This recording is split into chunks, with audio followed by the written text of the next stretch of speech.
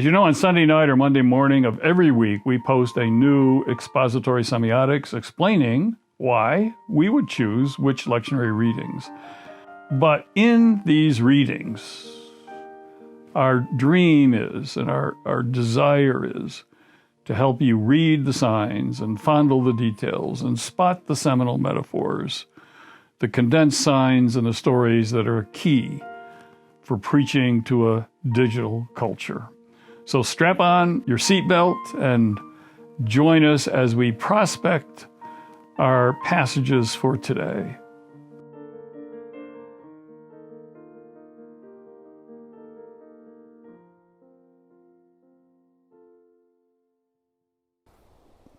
Welcome to Lectionary vlog number 32. This is the 25th of October, the 21st Sunday after Pentecost. Our lectionary readings today are, first of all, from the book of Deuteronomy and this great passage a sad passage about the death of Moses as he climbs up the mountain and God shows Moses the promised land and what the next generation will inherit, but tells Moses that you got to stay with the people that you were with. And it's a great passage, Deuteronomy 34, 1-12. By the way, it says that Moses was 120 years old when he died, and his eyes were not weak, nor his strength gone. There's a lot of discussion about what exactly that means. His eyes were not weak, his strength gone. But I think there is a little indication here that maybe God designed in the best of conditions the human body for 120 years. That's kind of my suspicion, that we were designed for 120. And increasingly, fastest growing segment of the U.S. population percentage-wise that are growing are centenarians. There's so many people now over 100.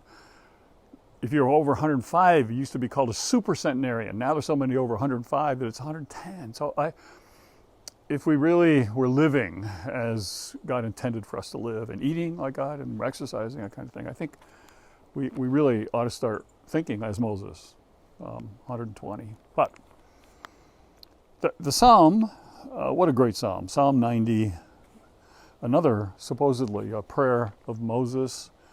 You have been our dwelling place in all generations. Before the mountains were brought forth, or you had formed the earth and the world from everlasting to everlasting. You are God. You return man to the dust and say, return, you children of men. For 1,000 years in your sight are but as yesterday when it is past, or as a night watch in the night time. I could go on. This is a great psalm, Psalm 90. The gospel reading is the very familiar passage where Jesus is asked, after silencing the Sadducees with questions, the Pharisees come on with questions, and then Jesus answers their questions with questions, and then he asks them another question, and finally says, and from that day on, no one dared ask him any more questions. So we got a battle of questions here, and clearly Jesus won it. But the biggest question is, what is the greatest commandment? And Jesus gives, of course, the answer, the Shema. Love the Lord your God with all your heart, mind, strength, and soul. But the second is like unto it, and your neighbor as yourself. The passage that I want to spend a little time with you pondering and wondering about is the 1 Thessalonians text here. And again, last week we saw how the Bible would begin with 1 Thessalonians 1, if it began that way, in chronological order. But here is this passage, the second chapter of the earliest book written in the New Testament. And I want to pick up here on verse 4. But as we were allowed by God to be entrusted with the gospel, even so we speak, not to please men, but God, who examines our hearts. For neither at any time did we come with flattering words, as you know, nor were they pretext for greed. God is our witness. Nor do we seek glory from men, either from you, from others, even though we might have made demands. as the apostles of Christ, but we were gentle among you like a nurse caring for her own children. Isn't that just so tender and compassionate? But the key I want to focus on is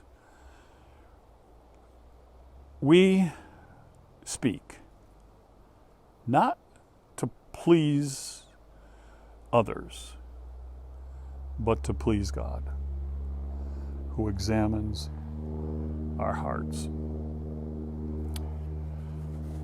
I don't know about you, but there's a lot of people pleaser in me. I mean, I have a big, bad case of the spaniel syndrome. I love to be stroked. I love to be petted. I love for people to tell me, oh, how great that job was and how great you did. But this is part of our problem here, is that we were put here not to please others, but to please God. This word please, it's the basis of another word, pleasure. And you find this phrase actually in a strange place. And I actually got this first from my brother, John, who's a PhD from the University of Berlin, got his Master's of Divinity from Princeton. So he learned Greek very well at Princeton. And he's the one that first noticed and pointed out to me that when Jesus has this huge high moment and his whole family is there for his baptism and Father, Holy Spirit and the dove and the heavens open and Jesus hears these words, "This is my beloved Son in whom I am well pleased." That nobody would talk like that today. That's a translation of the Greek. And you wouldn't say, "This is my son Amos, in whom I am well pleased." This is my daughter Susan, in whom I am well pleased. So the best translation of this, and this is partly his Reformed background coming out, his Presbyterian background, and I thank God for that. That the best translation is, "This is my beloved Son." Are you ready? "Who brings me great pleasure." Who brings me great pleasure. And partly, I think he got this, he was open to receive this kind of really revelation of how it really should be translated, because the Westminster Catechism, I mean, what is the chief end of man? And the chief end of man, to glorify God and to enjoy him forever. To glorify God, to bring God pleasure, and to enjoy God, to live in that state of pleasuring God and to receive God and to enjoy God. So this word, not to please you, Paul's saying to the church at Thessalonica, I didn't come to please you.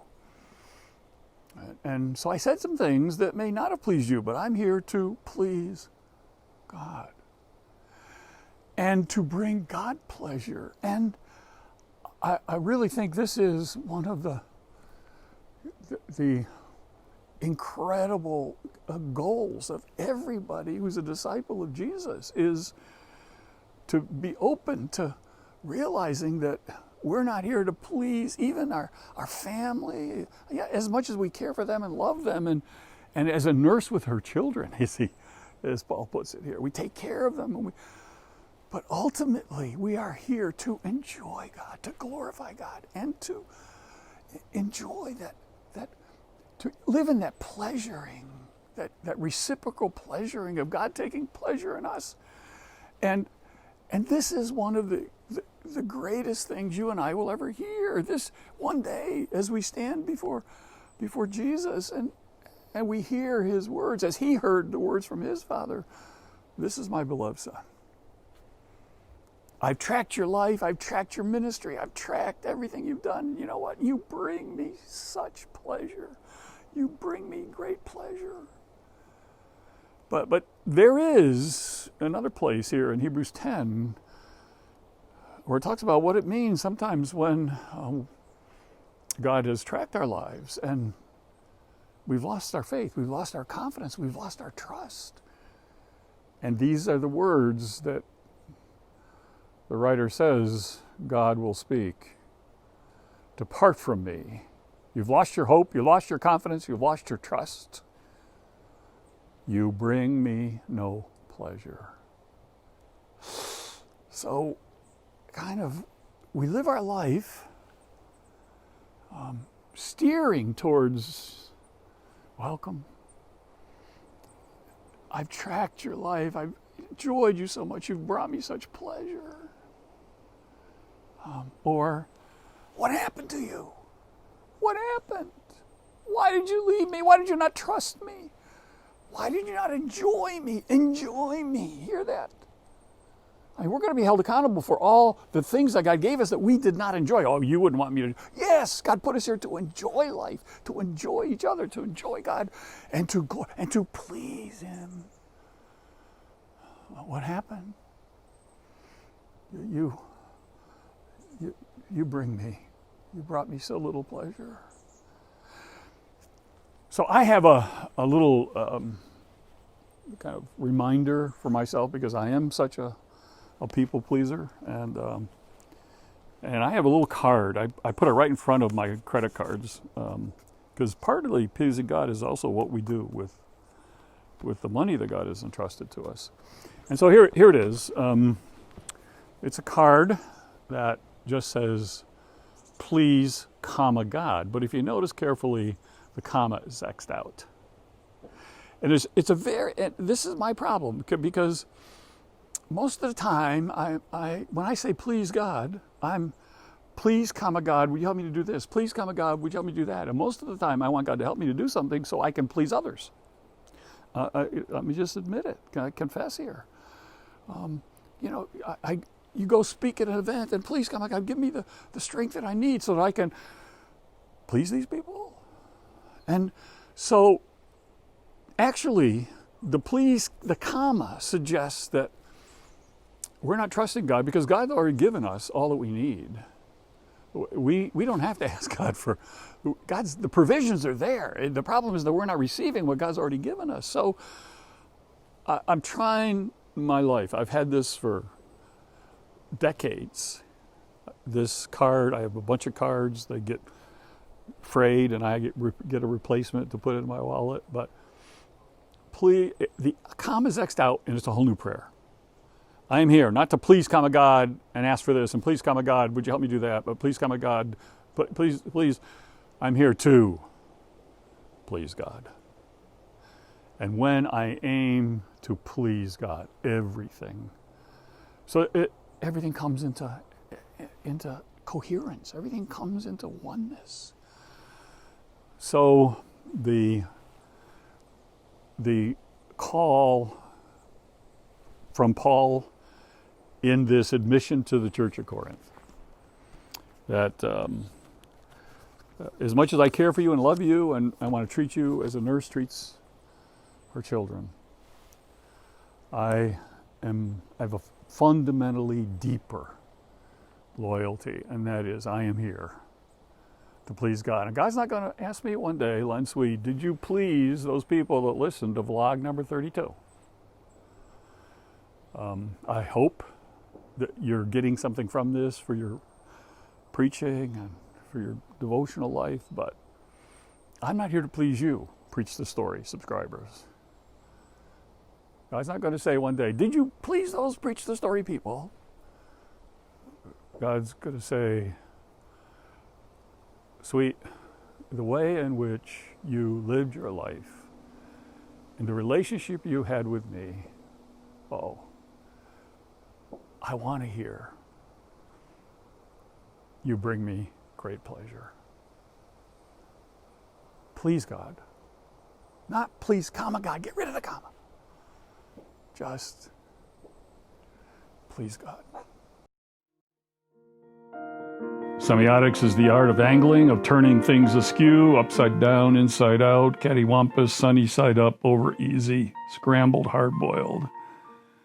We hope you enjoyed today's journey, but always remember, It's more important you prepare the preacher than you prepare the sermon.